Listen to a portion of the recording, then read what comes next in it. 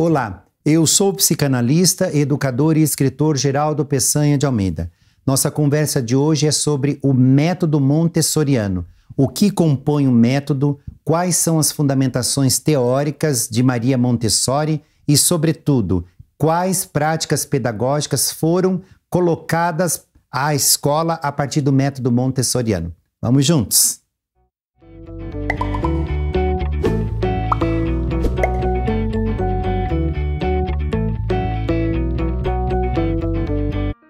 Primeiro ponto da teoria montessoriana é o ambiente organizado. Todos os educadores, quando se deparam a primeira vez com uma classe, com uma sala de aula montessoriana, se assustam ou se surpreendem. Tal fato acontece porque, numa sala de aula montessoriana, nós temos inicialmente a observação de que todos os materiais estão disponíveis para a criança. Os materiais são colocados de maneira organizada, porque, segundo Montessori, a aprendizagem pressupunha a organização. Acho bastante interessante para pais e educadores no século XXI pensar a partir dessa afirmativa de Montessori. A aprendizagem necessita da organização. Por isso, tantos materiais montessorianos necessitam ser organizados no concreto, na manipulação. À medida que a criança organiza um bloco, organiza outro bloco, ou um conjunto de blocos ou de materiais, o pensamento também se organiza na condução daquela concretude. Isso leva a criança a desenvolver novas estruturas ou organizar estruturas que estão disformes ou em desenvolvimento. Sem organização, não há teoria, não há prática e não há metodologia montessoriana. O segundo ponto da teoria montessoriana é o uso de materiais e o uso de utensílios da vida prática. Materiais e utensílios da vida prática são pontos essenciais na teoria e na prática montessorianas. O que isso quer dizer?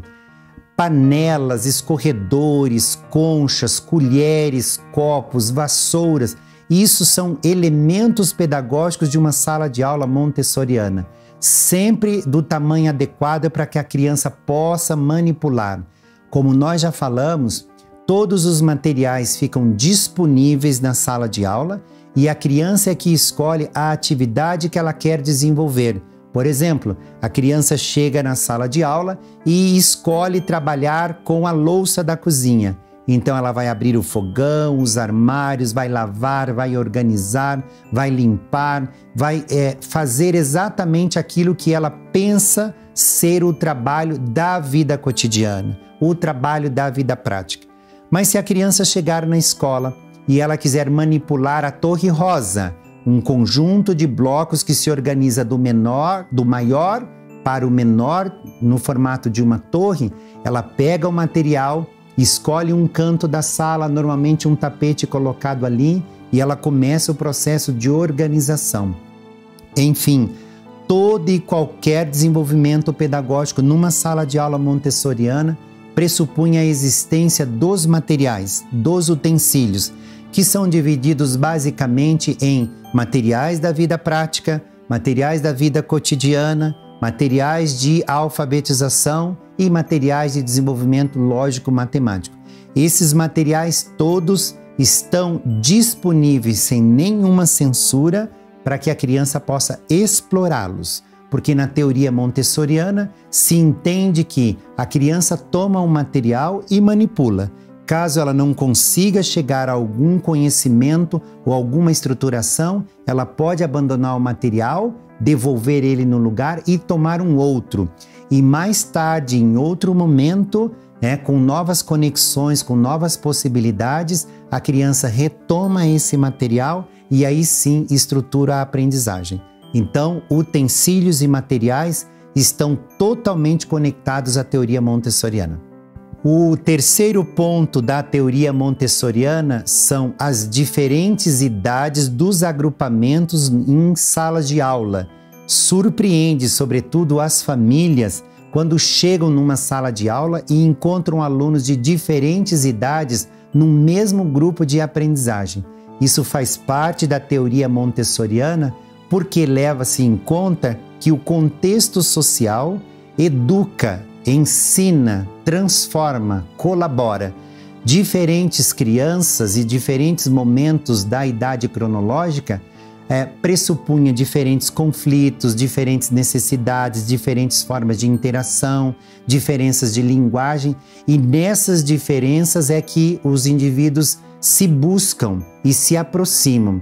O aluno mais jovem ou o aluno menor ou com menos idade busca uma aceleração na direção do aluno mais velho.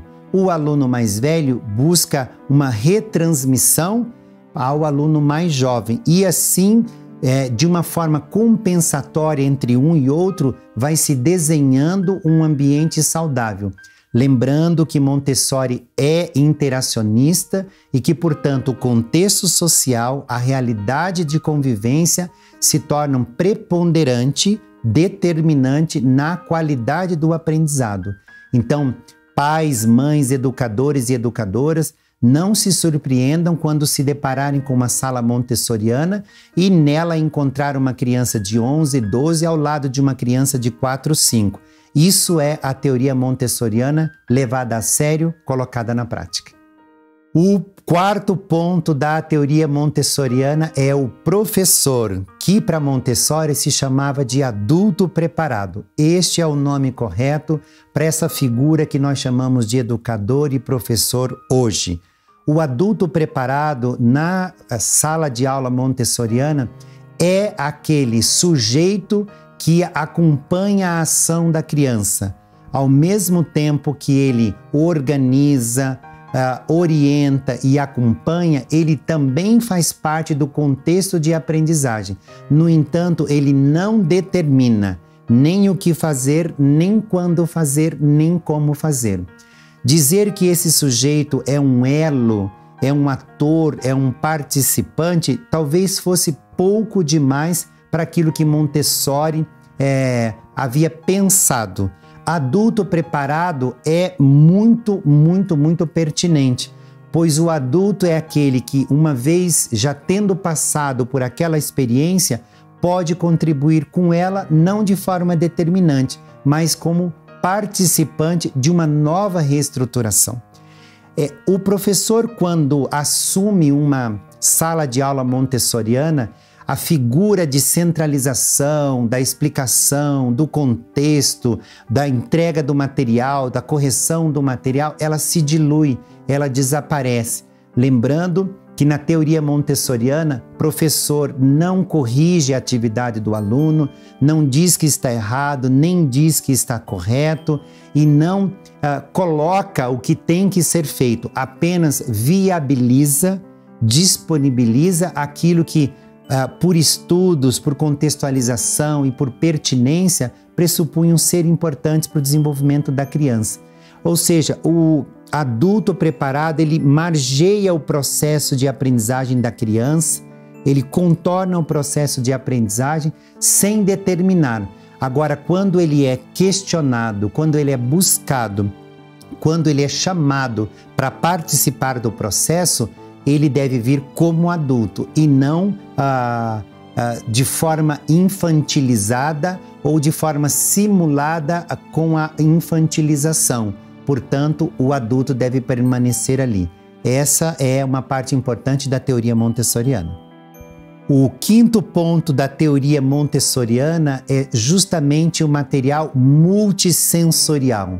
Como eu sempre falo quando estou esclarecendo sobre a teoria montessoriana, é uma teoria cujos materiais estão divididos em alguns parâmetros: materiais da vida prática, materiais da vida cotidiana, materiais de linguagem, materiais de matemática e os materiais do cosmos. O cosmos é das interligações, geografia, história, as artes. Todos esses materiais, que formam 5 conjuntos bastante amplos e complexos, estão disponibilizados em manipuláveis, em materiais. É riquíssimo, tanto em beleza quanto em função. Não há, e não tem nenhuma dúvida em dizer isso, um material tão rico, tão pertinente e tão prazeroso quanto o material montessoriano para crianças. É um material muito estudado, muito desenvolvido e atualizado desde a morte dela por meio de infinitas instituições sérias pelo mundo inteiro que continuaram e continuam pesquisando, aprimorando e desenvolvendo os materiais deixados por Montessori. Então, para a teoria montessoriana, os materiais multissensoriais para equilíbrio, para reconhecimento visual, para texturas, para reconhecimento de esquemas, não possuem similaridade. Belos, práticos, objetivos e, sobretudo, bastante pertinentes à criança do século XXI.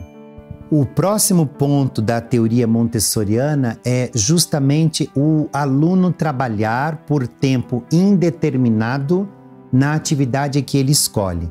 Isso significa exatamente um aluno dentro de uma sala de aula ou de uma escola montessoriana, ele pode trabalhar o tempo todo com um único material e com ou sem o auxílio de amigos ou do adulto preparado.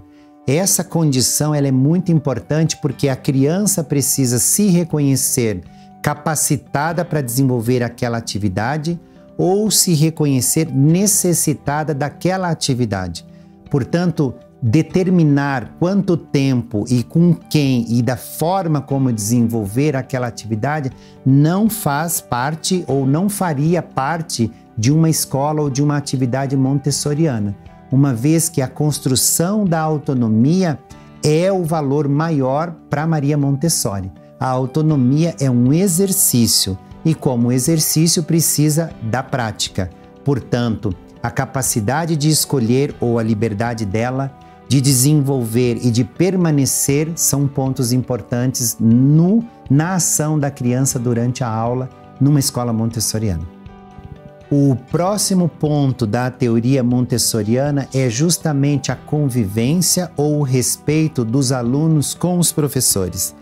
Há algo que surpreende numa escola montessoriana, que é justamente a relação entre o adulto preparado e a criança, portanto, o professor e o aluno. O professor normalmente não levanta o tom de voz, não há alteração vocal para se tratar de assuntos de diferentes naturezas com o aluno e, sobretudo, quando há necessidade de intervenção do adulto preparado, isso é feito na altura dos olhos da criança, com palavras doces e com palavras pertinentes ao contexto. É notória a relação respeitosa entre alunos e professores numa escola montessoriana.